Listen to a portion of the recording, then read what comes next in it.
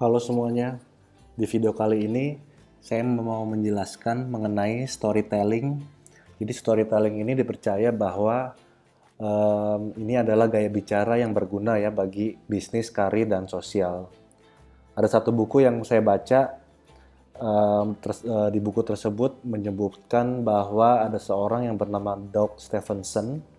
Dia seorang konsultan ahli presentasi dan pelatih teknik yang dipercaya yang terbaik di Amerika ya.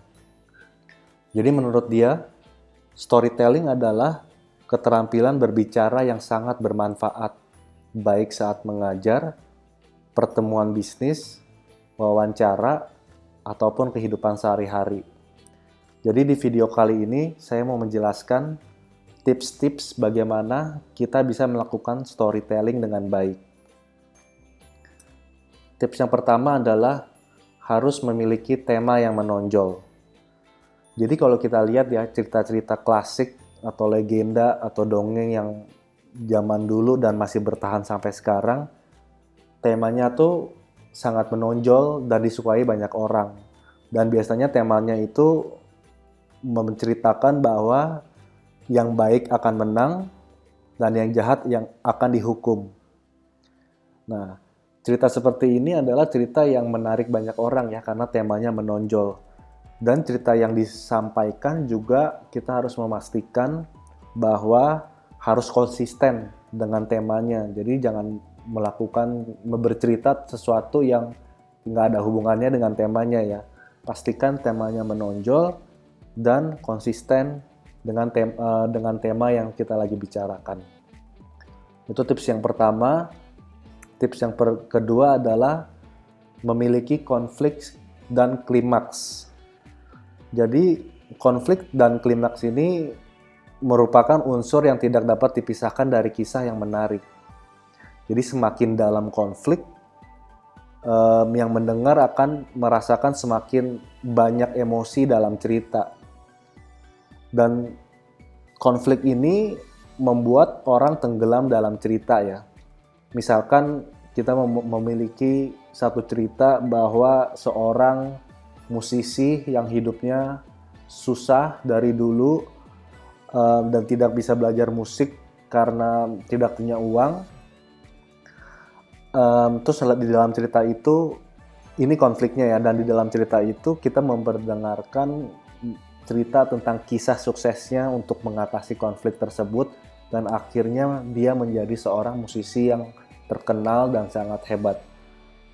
Nah, dengan adanya konflik yang dia dulu hidupnya susah, orang akan tenggelam dalam cerita itu dan akan lebih menyukai ceritanya dan kita akan lebih dapat mendapatkan buy-in ya dari pendengar kita.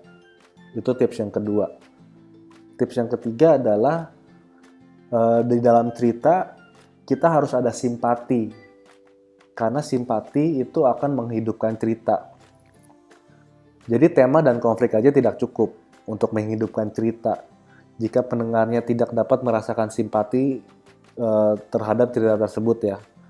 Jadi, tapi untuk mendapatkan simpati kita harus pastikan kalau ceritanya, simpatinya itu relevan dan mudah dimengerti.